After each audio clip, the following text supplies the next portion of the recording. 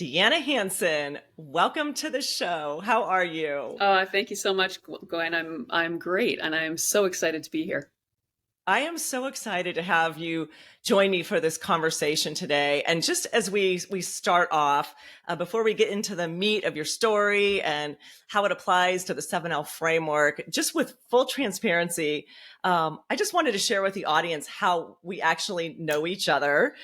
We have a mutual colleague and friend, Rachel Aberly, whom I do my retreats down here in the Bahamas with. I live here half the year, and she's on an island just 5 minutes away. And so that's how I know Rachel. But you even, I think, have a longer history with her.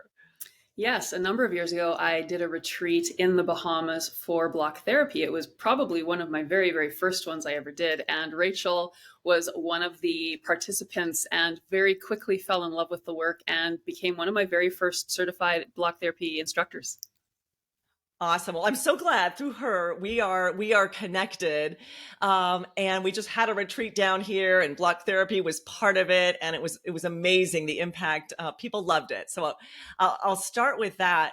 But so people don't know. They're saying, "What are you talking about, block therapy?" So Deanna, just for context, if you would share, what is it that you actually do? What is your work? What is block therapy for the audience? Let's start right there.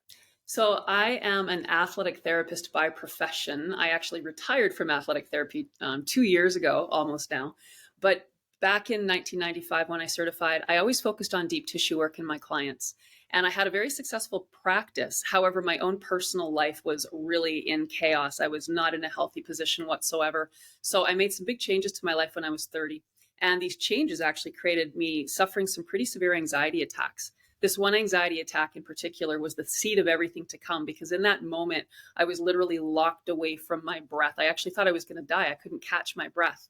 For some reason, I intuitively dove my hand into my abdomen, connected with pain, which was shocking because I was 50 pounds overweight and never touched that area of my body to even recognize there was pain in there.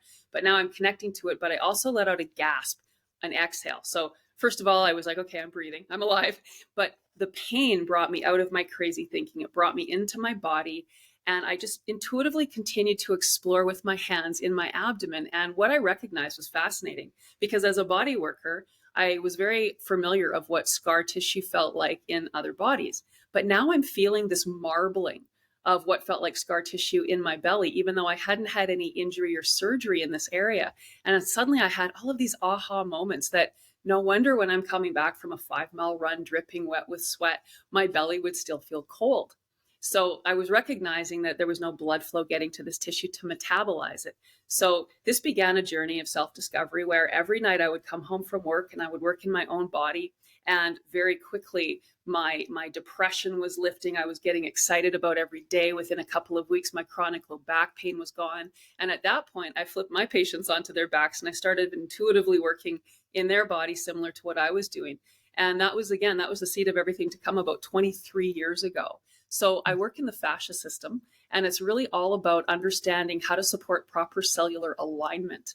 What happens over time under the influence of gravity and unconscious posture and breath, the cells literally start to migrate away from their rightful position. And the further they migrate, the less connection they have to life force, to blood and oxygen flow, to the opportunity to keep the tissue healthy and clean. So my work teaches you how to move through the layers of fascia, how to melt through those adhesions that have locked us in a negative fascia pattern, and probably most importantly, how to truly access proper diaphragmatic breathing so that we can really absorb, they say, up to 6 times the amount of oxygen when we breathe this way, which I completely believe. It's truly a game changer in our health. So it's really all about activating proper healthy habits that we were actually born to have. And why do you, and we're going to get more into your personal backstory in just a second, but what actually is block therapy? That's what you call, I mean, you basically invented this new, I know there's like foam rollers and other fascia kinds of release, but you literally invented block therapy. So maybe just say, what is block therapy? So the name of the technique that I created to work on patients is fluid isometrics. And I've taught other therapists to do that on clients. block therapy is the self-care version of that technique, where we teach you using our handcrafted wooden block. We've got two different sizes, the block baby and the block buddy. We teach you how to use your body weight and gravity. So rather than the practitioner working with their energy into your body, you're using your body weight and gravity by lying on the tool as you search for pain, because pain is where those adhesions are. And when we take our time and we slowly twist and turn, not on the block on the surface, but through the layers of fascia, as we connect to that diaphragmatic breath, that is how we release those adhesions, pump, again, blood and oxygen into those newly created spaces. As well, we teach people proper postural foundation so that we can pull those cells that have been pulled away from their rightful alignment back into their position. And it's really all about maintaining optimal space within. As long as there's space within and around the cell, there's ease of absorption of nutrients in and ease of byproducts of functioning and waste away from the cell. So the cell has an ease of flow. And as long as there's ease of flow, we're healthy. It's when the cell doesn't have that opportunity for absorption as well as detoxification that we start to get in trouble with our health. Mm. It's so interesting as you're talking. I mean, you just mentioned space, right? Of creating space for these cells, space for your breath. And there's such a parallel. We need space for our life, right? There's so many. And as you talked about the working through the layers of fascia and those releases, there's also layers of our life that we need to work through, things that we need to let go of, things that we need to bring through. And this is one of the things that I love about doing my mindset of the 7L framework and block therapy or fluid isometrics, because I feel like there's similar language. You're talking about the body, but it's also the mind, and it's also our whole life. So there's these concentric circles of where this language actually applies. So, and I want to hear, we'll weave in more about fluid isometrics and block therapy in the interview, Deanna, but to go back, and you look so amazingly healthy. You look so, I think you just said did you say you were 50 pounds overweight or something? You couldn't, 23 years ago. Oh my God. Yeah. I just can't, I can't imagine that. Your skin is glowing. I mean, you just look gorgeous and the epitome of health. And so I know, so when we think about in context of the 7L framework, and the first L in the framework is listen. And often as people are on their life's journeys, right? Often we are on autopilot. We're just going and things are happening to us and we're just reacting and we're not breathing, we're not breathing properly, right? And so all of these things start to catch up with us. And so just to kind of take it back, and I want to break down your personal journey for our listeners, and because there's also so many learnings in your personal journey through this process and of creating your business and all of that. But so what did you do to think about listen? And it sounds like it was you were going along and you were doing some of your therapeutic work, but you had this moment. And can you go back to that? I mean, what did you hear? Did you just hear inside of in your head, inside of your body, like, I have to stop. I have to make a difference. I mean, do you remember sort of the moment when you talked about this anxiety, and putting something here on your belly, but something kind of spoke to you that you needed to change your life? Can you say a little bit more about where you were, what was happening in your life when you sort of listened and realized, like, I need to change direction? Yes. And I was so incredibly frustrated. Part of that anxiety and depression I was struggling with came from the fact that I was working really hard to try to change my body. I certified as an athletic therapist. We're working with professional athletes and I'm doing the work. I am dieting. I am working out like a fiend. I'm doing 400 sit-ups a day to try to make this belly of mine go away. And the harder I work, the bigger I became. And it was like, okay, the rules of weight loss aren't applying to me. And so not only are you physically frustrated, feeling pain all the time, you also feel like you're a failure. And like, why is my body failing me? Like I'm not sitting on the couch eating chips and, doing all the wrong things all day long. I'm actually doing what I'm being trained to do, and I'm not going in the right direction. So that was part of what this anxiety was all about for me. So when I had that moment of that attack, and it was a God thing. The reason I dove my hand into my abdomen, it wasn't a thought thing. It was just something I intuitively did. I was led to do it. But what was so impactful for me was that first evening, I was calm. I woke up the next day. I'd spent maybe 30 to 45 minutes working in my abdomen. So the next day I woke up and I was a little tender, but the tenderness actually brought me into my body. So I remained calm. And I also had a little more space in there. So I just felt like, okay, like I'm starting to breathe a little bit more. And I was really excited to go home that next evening and continue the exploration. So after that second evening, when I stood up, this was where it really impacted me. I felt taller, but then I went and I looked at myself in the mirror and my belly was flatter than it had looked in years. So I'm thinking, holy smokes, I have been forcing my body, working out like crazy to try to get a result that I did, but in the wrong direction. And within 2 evenings of simply doing this work, now my abdomen is starting to look cleaner and healthier and flatter. And so that sparked me to continue the exploration. And it was, I was being guided, and I was listening to what my cells were saying to me. They were happy that I was doing this. So as I continued and I started over time really seeing the consecutive changes building up, I recognized that I'm starting to become far more intuitive about what my body is saying to me. I'm listening to those deeper cells than what I was consciously aware of. I was trapped in my ego of having specific desires of looking fit, being more attractive. And again, all of that work just took me in the opposite direction. So to release that and simply almost do a restful version of exercise that was gaining me these incredible results, I just knew I had something really significant and important to share. You just had like, you just said like three such juicy gems there, Deanna. I mean, the first one, and just to go back, because I want to walk us, through, there's seven L's here, but you just said that you were led, that maybe it was God. So, in the 7L framework, we call being tapped in, I call it our inner compass, right? Because it's sort of our internal GPS. If you're religious, some people call it spirit, God, something, intuition, gut. There's so many different words.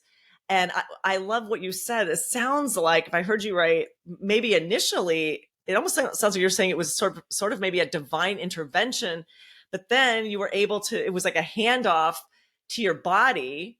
And so many of us, that's where I always say this listening is actually a practice. And often we get to this listening mindset through a physical practice, whether that's yoga, meditation, block therapy, journaling, walking in nature, whatever it is. But is that what you're saying, that you feel like there was some divine spiritual God intervention and then sort of handed it off, and then you found it internally within yourself? I really do. And along the way, I've been incredibly driven this is my life purpose, to get this out into the world, because people need to know there's a different approach to the majority of things that we address regarding health, regarding fitness, vanity, trauma. All of these things, they're really all part of how we go through time and how we respond to the forces of life.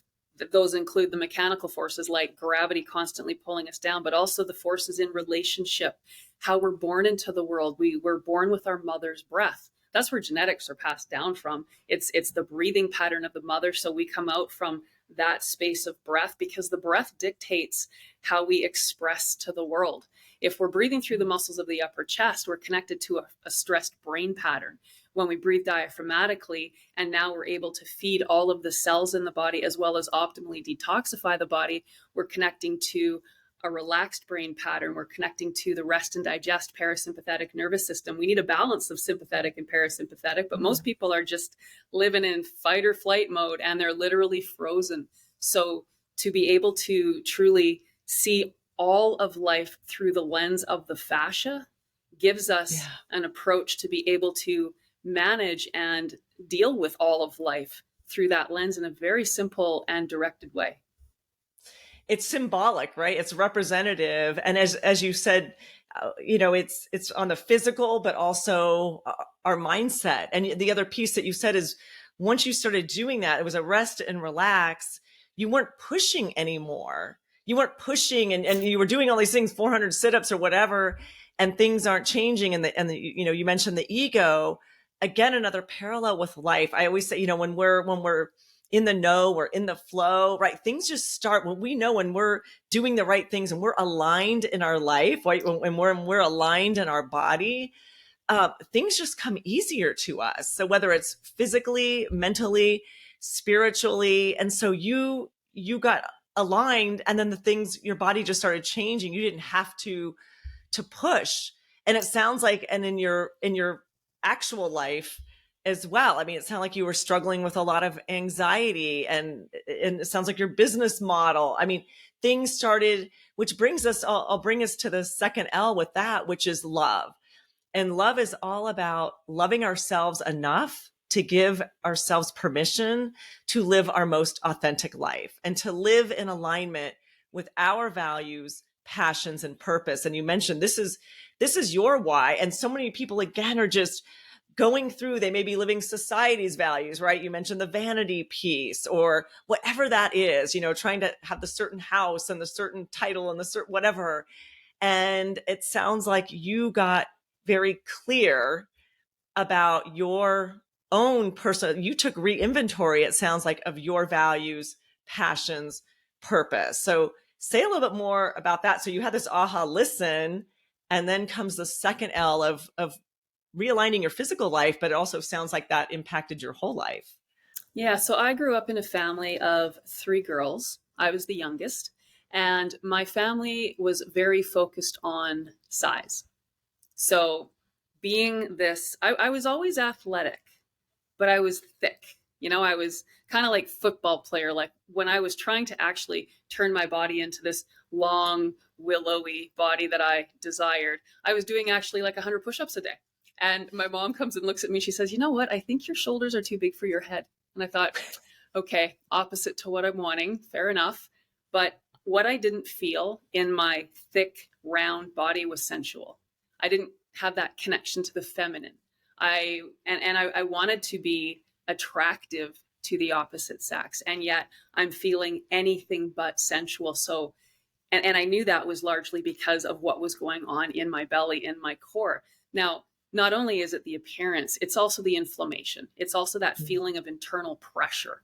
When we have that feeling, we can't move freely. We can't move as we should be able to move. And so as soon as this started to change for me, that became my most important thing. And I also recognized, which was interesting, that I probably spent 90% of my day stressing about my belly. Mm-hmm. So when I started to actually make these positive changes in a very simple way, then it was easy for me, because I'm like, wow, okay, now I'm starting to love this space. Like I could feel the changes. I could feel the inflammation going away very quickly. I could feel and then I started getting the compliments. So, I mean, the ego always kicks in a little bit, but that was just all part and parcel of what I was really looking for. And I never did crave, a lot of stuff or big homes or tons of travel. I just wanted to feel right inside my body. And I was starting to feel right inside my body. And I just wanted to share that. So that became the purpose and the mission. And it so comes across too, Deanna. I mean, you just light up as you talk about this, and it just comes, you can tell, from such a deep, authentic place. And so it wasn't just for you. So you grew this, so you had sort of your other part of your business. But when you think about then that third L, of layers, right? In terms of the things that we need to let go of, the things that we need to bring in to create a life on our terms, right? A life in alignment with our values, passions, purpose. Were there things that you needed to let go of in terms of the mindset, or maybe it wasn't difficult in terms of, because once you got the block therapy and all of that, to let go of doing the push-ups or the sit-ups, but kind of even taking a step back and looking at your whole life, were there things that you had to work through, letting go of a certain mindset or habits or anything to really help you leap and move towards what it was that you were trying to create, right? Because you decided like you wanted to create this and share this with the world.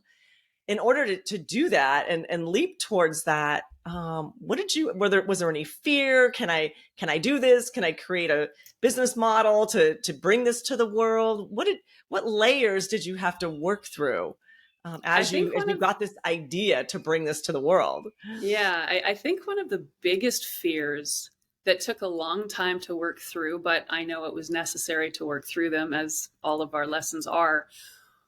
I didn't want people to confuse the work, which didn't come from Deanna's brain.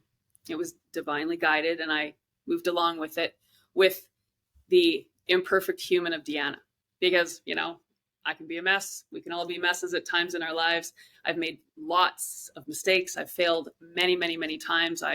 Failure is easy now. I've done it so many times, and I actually embrace it. It's a good step towards making changes. But there was a long time where I was worried about me getting in the way of the mission, and that took a while to be able to separate Deanna from the business. I'm a woman, I'm a human, but there's also the business. And because it came through me, it's hard to separate them. So there'd be moments when somebody would be, cutting down the work, and I would be taking it personally because it was hard to disassociate from that perspective. But then I got very, very good at doing that, because there's been so many opportunities for me where you try things, you put something out into the world and it doesn't take, or you do kind of get slammed for it. So through the opportunities of realizing that this God gave me this, and this is what I really truly believe I've been put on this planet to do. So as long as I stay authentic to that mission, all of the other stuff is noise, and I'll walk past, the old shames and the old whatever, and I'll keep stepping forward. And as long as I keep moving forward, then that's in the past, and then it doesn't even matter. So that took a little bit for my brain to get wrapped around, because one of the things my family was also very focused on was appearance, how we look, how do we appear. So we didn't want to come across, or I was taught, like, hide the secrets, like don't share them, like, right. So, and yet I'm like, well, part of my world is kind of sharing the stuff, because that's how we relate. And for people to feel judged, you're not going to be open to receiving if you're feeling judged, because you'll put up a wall. And when you recognize that the person sharing the information is a mess, and probably in lots of ways more so than many. I've lived pretty extreme edges of things, and I would never judge anybody, because I've been, in some pretty dark corners myself. But to be able to be here now and to be talking about that in a way where I recognize people are receiving it as a gift, as opposed to something I need to be ashamed of. Yeah. That's a beautiful thing for me to have walked through. And I've gone through many layers of that. That is so incredible. I love what you said. And I hope that people listening, I just want to recap that. I think for any business person, entrepreneur, right? There's that part where, especially if it's a new idea, something, you're not buying a franchise of something, right? You're like literally creating something. And oftentimes there can be that imposter syndrome or whatever of, is this real, or the credibility? It's new. That's just part of being new. And you do have to have a little bit of thick skin and separate that. But I think you just shared the secret, which is when it's coming from an authentic place. And I think that's where that alignment is. That's where we get our courage and our confidence. When you are so clear about your personal values and your passions and your purpose, when we're clear on that, when those doubts creep in, we can just go back to that, right? And then that gives us that courage to stand up straight again and just say, no, this is, I know I'm supposed to be on this path. And that listening, when you're tapped into that listening, that gives you courage to move through those fears or those doubts. I love that. And so I hope that people can hear that and just remind themselves, when we get afraid, let's go back to the basics of values, passions, purpose. And if you're clear and that this is where you're supposed to be, then you move through it.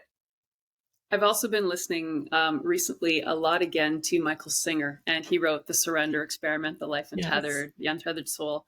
And it really brings home that message that something that you cared about yesterday is so long gone today. Something that was a year ago or 5 years ago is, not even in anyone else's conscious awareness, because there's always life coming in and we're always having to address what's coming through. So by holding on to that feeling of, oh gosh, why did I do that? Or why did I say that? And then you beat yourself up.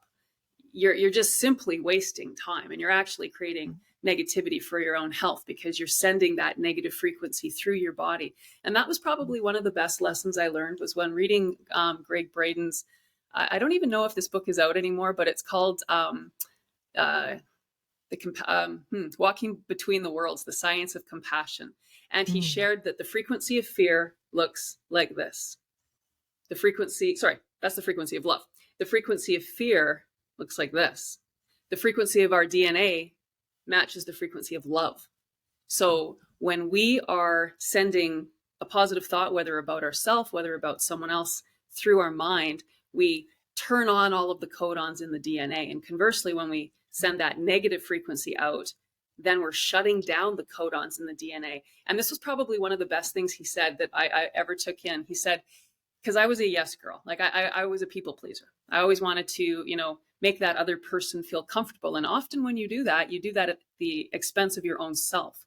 And I remember reading him say that if you do something and your higher self is saying no, but you say yes, you're actually harming that person energetically, because intuitively what you're feeling is what's actually going into their being. So you might actually perform the act, whatever that is, helping them move when, it's your only day off in like 3 weeks and you're exhausted, but you go and you do it anyway, but you do it with resentment. You're putting that resentment into them. So that learning that gave me this wonderful ability to simply say no when it was a real no for me. And that was super helpful. And realizing you're actually, doing something. It's also doing something for someone else, not just, it's doing something for you, but also them. That is a great reminder.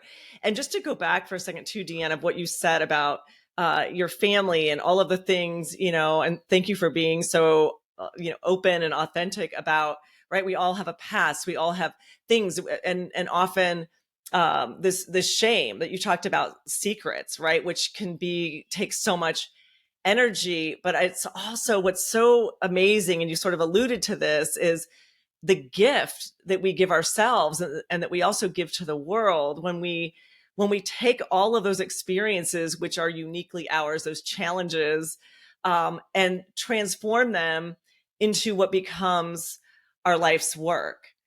And it's all part and the work that we couldn't have probably done as well if we hadn't had those. I tell people, I introduce myself, or others introduce me as Dr. Gwen.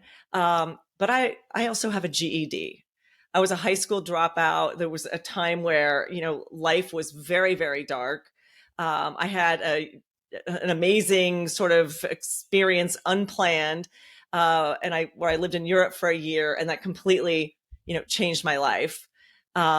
Which is why Michael Crichton's quote, when we change the backdrop of our life, we can often see the foreground ourselves more clearly. And we can do that in so many ways. We don't need to necessarily go to Europe, but that led me to where I am in wanting to help others, live life on their terms and live life awake.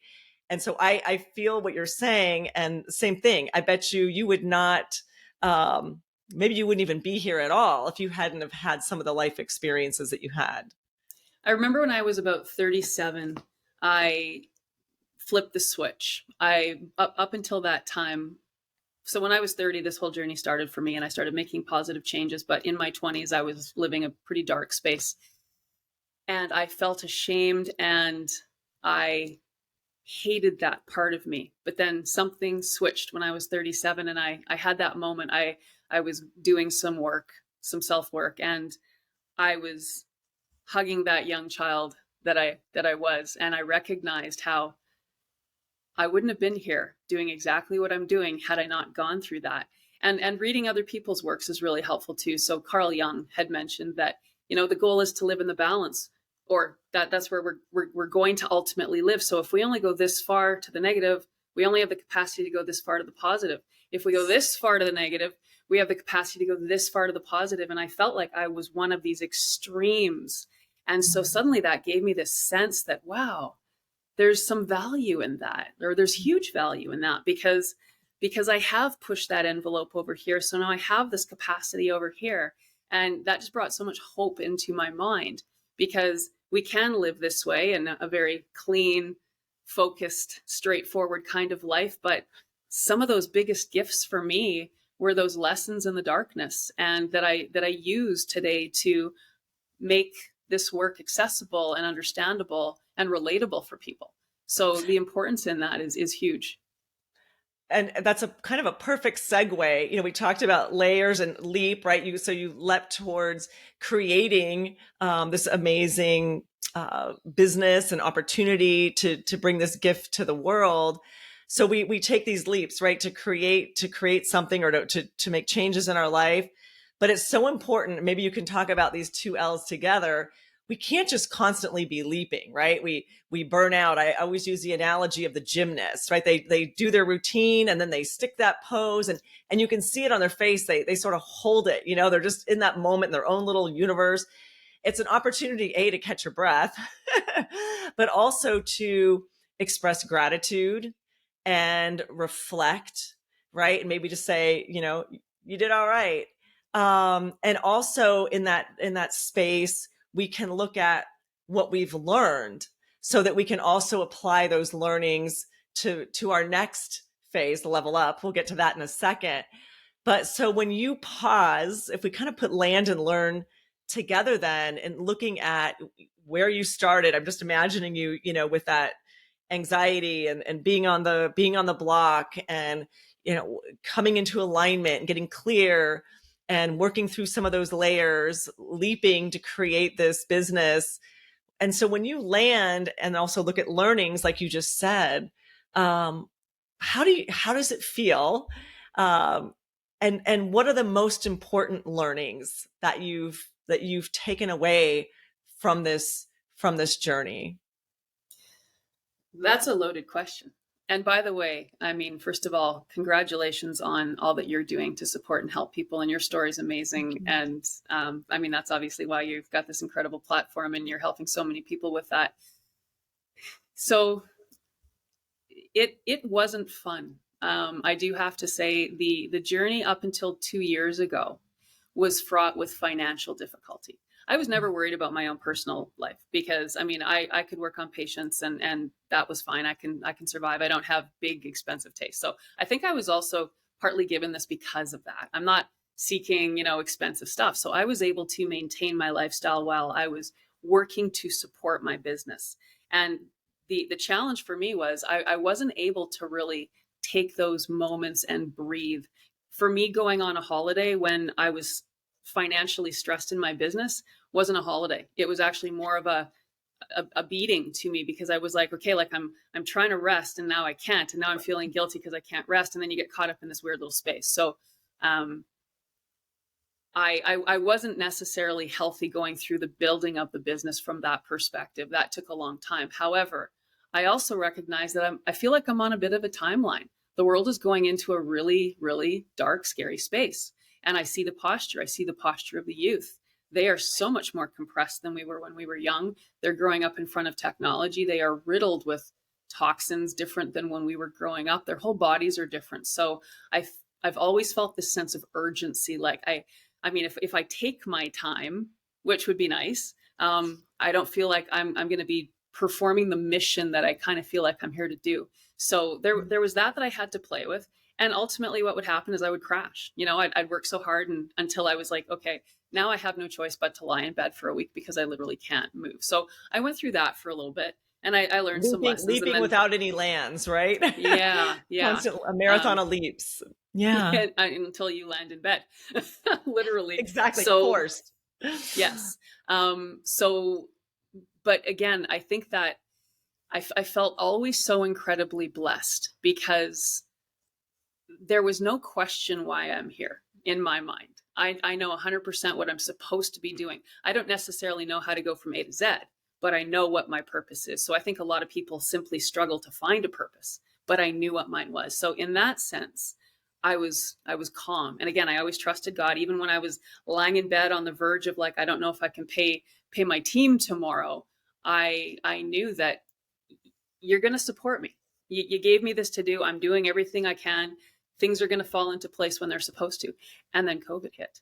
And then COVID was one of the biggest blessings, because now people can't go to the gym. They can't go to the therapist. So initially I was attracting basically women my age and older, like 45 to 75-year-old women would be the chunk in the majority of my community. But then suddenly their husbands, who weren't really open to getting on the block, couldn't go for that treatment or go to the gym. So now they're on it and their kids are on it. And now suddenly COVID brought this whole new level of awareness to block therapy. And then that started a whole new level of income, which was really nice, because for the first time in all of those years, I was like, okay, now I can let my gut settle on that aspect of things. So that was really neat. Huge. Yeah, That's it was huge. amazing. Yeah. I mean, and you don't know, there's, there's gifts, right? It was a bad thing, but you got to take the gifts. Well, another So that, huge gift of COVID was this. Like, I mean, people also kept saying to me when I didn't know how to get from A and along the alphabet to where I wanted to go, they said, well, you're going to have to travel. You're going to have to be on stages and get in front of people. My body doesn't like travel. I get constipated when I travel. So I'm thinking, oh my gosh, I can't be on stages after a week of travel. I haven't gone to the bathroom in 5 days, and you expect me to feel confident and sensual and be able to express my work from the place of authenticity when I'm backed up with 5 days of food inside my gut. So that really bothered me. And then suddenly COVID brought this whole, ability to communicate with the masses to a whole different level. And yes. now I realize I don't need to travel to get in front of people. We just need to do this. And it's lovely because I can sit in my home and, Yeah. feel as good as I can possibly feel, which is when I'm at home, and translate this message. So for me, COVID brought, a number of gifts, but I'm happy with That's amazing. And if you want to do a little bit, you can, but you don't feel this pressure. That's not your main business model. And so when you think that's a beautiful things, right? And it seems like I'm hearing this theme.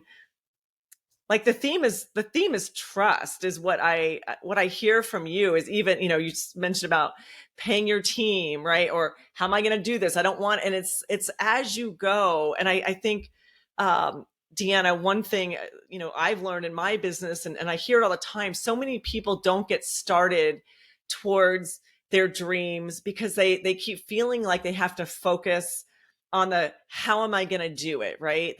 And I always say to people, focus on what you're walking towards and trust that the how will continue to unfold, because there's no way you can't know everything when you start. There's just no way. Right. So it's this example, if you say you want to travel the world and you don't even have a passport, just start there, get your passport. But people get stuck, but you have just sort of had this deep connection. I'll say your inner compass, right? God is the word that you use.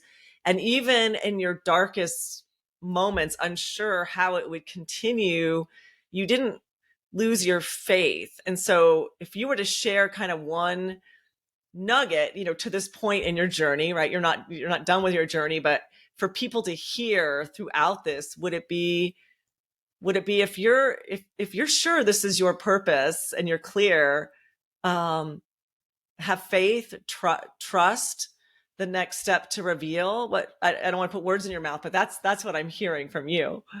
Yeah, and in the beginning too, when I was trying to get my business up and running, and I was having these meetings with business people, they wanted a 5-year plan. I'm like, I don't know what next week looks like. Honestly, like you're wanting me to like zero in on 5 years from now. One of the things that I think I've been really good at is not having a directed plan, because for me, I've built my business on listening to what others are wanting and needing. So I direct my course of action based on that. In fact, when I created my university program, it was because I had done a talk here in Winnipeg to a group of people. And at that time, this one woman in the audience came up to me. She said, oh my gosh, I want to teach this. And I mean, up until that point, I never thought that anybody else would want to teach this. So I thought, oh, well, if she wants to teach it, maybe others do. So then I put together my first version of my university program, which was done live here in Winnipeg. And then somebody from Africa reached out, and I didn't even own a computer at the time. Like I was determined I was never going to have anything to do with technology. So I had a couple people working with me, and this woman very shortly, somehow she found out about us, just online, whatever we were doing at that time, from South Africa, saying, how can I learn this? And I'm thinking, wow, like, well, okay, I don't know. But how can we figure this out? So that's kind of how I've directed my life. Same as when I hire people. I would say that 90% of my team came to me and said, I want to work for you. And sometimes in the moments I didn't have a space or an ability to pay for them. But if they actually asked and wanted to work for me, I always took that as God sent them, because they have something to offer. And the few people that we have hired and let go were people that we had to look for and then hired because we saw a hole somewhere. And so we'd hire them, but then they didn't work out. But the people that would just naturally come into the flow of my life were the ones that really stuck and stayed, and are an integral part of developing and growing this business. And I have to say, like, I've got such incredibly heart-centered people that are all part of this mission.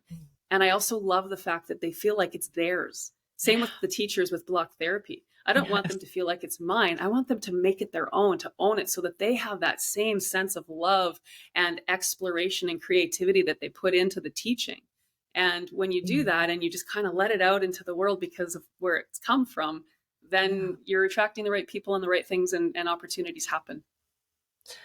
I guess that would be the second theme that I'm hearing is, and this started from the very first piece that you talked about, is just not pushing, receiving rather than pushing, whether that's, with your body, not having to pound to actually to lose the weight, right? We shouldn't have to force that, that came easy once you found the right piece.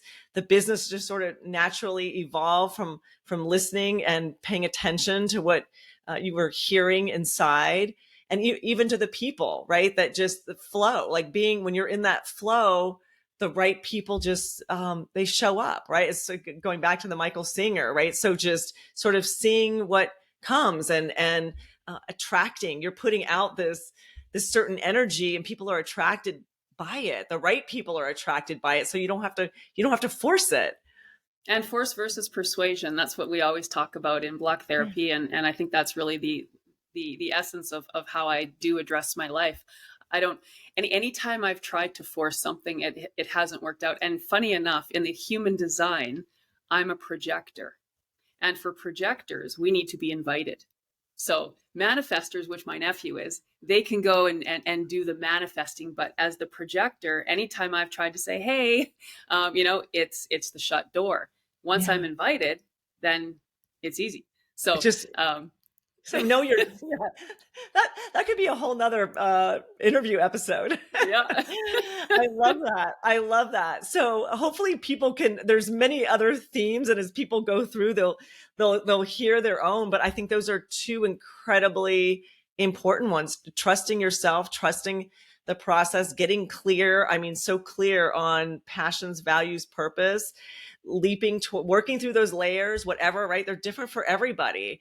But knowing what those are and having the courage to work through, let go what doesn't serve, right, anymore, that mindset, that shame, whatever that is, and just taking those small steps and trusting the next will reveal, and pausing, which is the land and learn, right? Because you will burn out.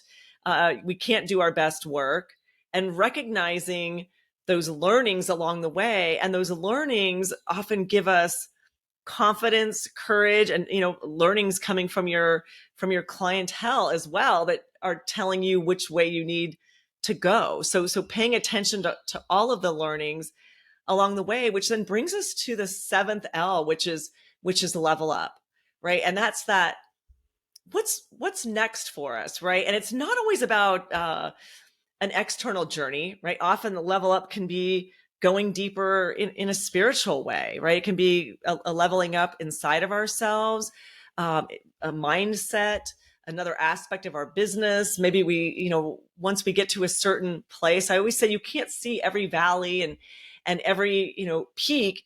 We have to get to a certain point in our journey. And then it's like, oh gosh, look at what's over there. And so when you think about where you are now, Deanna, and the what you can see now from this vantage point that you couldn't have seen 23 years ago, um, what does a level up look like for you? What's sort of next for you internally or externally with your business?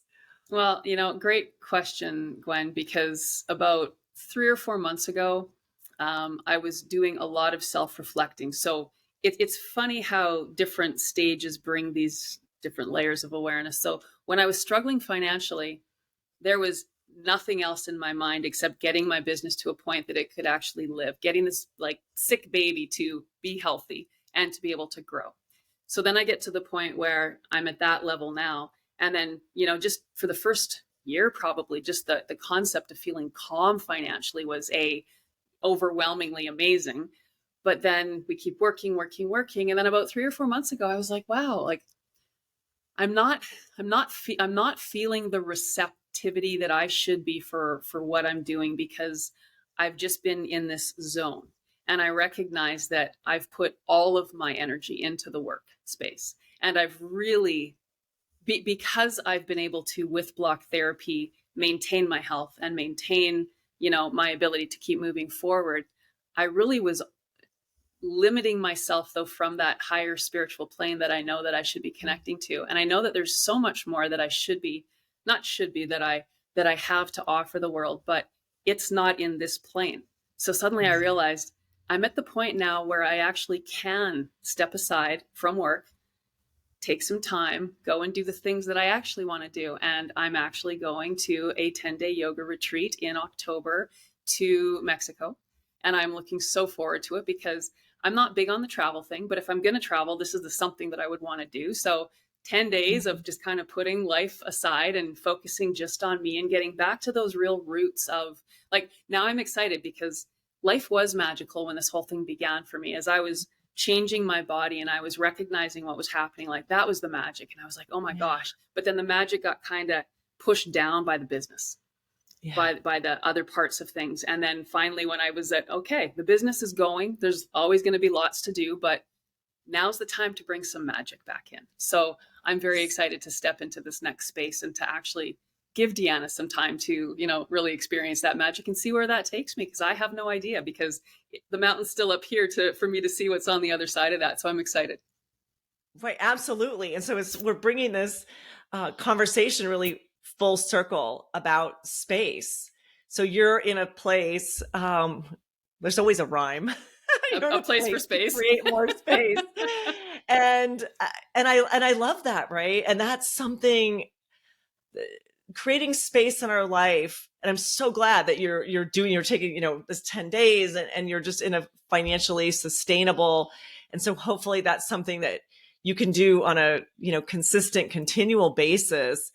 And even I always say to people, like, even if you can't do that, right, we can, in our day, we can set the timer on our phone. Like, surely we can take 2 minutes and do some of that diaphragm breathing, right? Bringing us down in that parasympathetic nervous system. So it's amazing when we get these gifts of big space, but it's such a great reminder too, that we have to take our power back, right? We have to take our power back. And the one thing, it's free and we have to do it anyway, is going back to our breath and taking that, right? And whether, not answering that phone call or not answering that email or whatever for just a few minutes. So I'm so excited about, I can't wait to see what comes out. And right. And you don't know, and you don't need to know right now And that's what's the fun going to part. That's the reveal. magic. Right. Yeah. Yeah. If I knew, then it would be like, okay, well, been there, done that. That's the exciting piece is what will come next. And I haven't given Deanna's personal world the space. I've given my entire life the space to do the mission, but I haven't given my personal, you know, space Yeah. the time that I've been craving for a while, but didn't recognize, because I was weighted down, and I wouldn't have changed anything. I mean, I'm thrilled that my business is where it's at now. I see what we're here to do, and I see that it's working, and we're doing it, and we've got so many exciting new things coming. But for me to actually be able to be happy without that, that's a whole thing that I'm not even aware of yet, because I've been so involved in this that if that were gone, like I still am a human that has something to offer. I'm just not really sure what it is yet. Oh, there's a lot. There's a lot. This is so exciting. You'll have to, if you have an epiphany right in the middle of, I want to know. I'll send you a text. Or Yeah. yeah, exactly. Or we could do a follow-up interview and see. And that's the beauty of life. And it reminds me of a quote. One of the things that I like to say is, it's so important to take the judgment out of our journey and replace it with joy. We don't have all the answers, right? But if we approach it like you said, that's the fun, right? And sometimes we put so much pressure, like I should know what's next, or this or that. And if we just kind of let go of that and just make it about a joyful journey, that is the fun, right? Yeah. Yeah. For I sure. love it. Well, it's been so much fun talking I with know. you. Thank you. And oh my gosh, I I'm feel sure like we could go we on could for hours and hours and hours. we could, and there is gonna be a follow up, and I want people, you have such an amazing, inspiring story for both entrepreneurs on that side, on the personal side, on the physical health and mental health aspect. Deanna, I mean, whoever's listening to this and wherever they are, or a combination, there's really something for everyone in this interview. But if people want to learn more and get, go in deeper on block therapy or read about you, what is the best place? Where should we send them? Blocktherapy.com. That's my website. You can access my YouTube channel from there, all of our social media channels. Every week I put out a blog. I've got a couple books on Amazon. Unblock Your Body, How Decompressing Fascia is the Missing Link in Healing. It's getting some pretty great reviews. So, but we also have a sampler program. If anybody just wants to learn and understand fascia decompression, just to make it really simple, it's $9 and you use a rolled up towel. So you can feel what this is like. This really is a profound practice that will change your life when you connect properly to your diaphragmatic breath and you really understand the fascia system and how the body stores adhesion and how you can melt through them. So I'm very, very proud actually of that one piece specifically, is that very inexpensive way in, because even if that's all you do, that in itself is going to be such a game changer for your life and your health. Fantastic. Okay, blocktherapy.com. That's so easy. And they can get that $9 piece. That's on just there under as the well. store. Yeah. Sampler program, it's called. Excellent. Deanna, thank you again so much for sharing your journey and your wisdom and all of your gems. And I'm so excited to see what's next for you as well. We'll definitely revisit that in the future. Thank you so much for being here. So much, Dr. Gwen. It's been an absolute pleasure.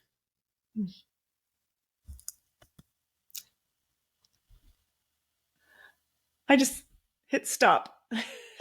I'm trying to hit stop. Stop.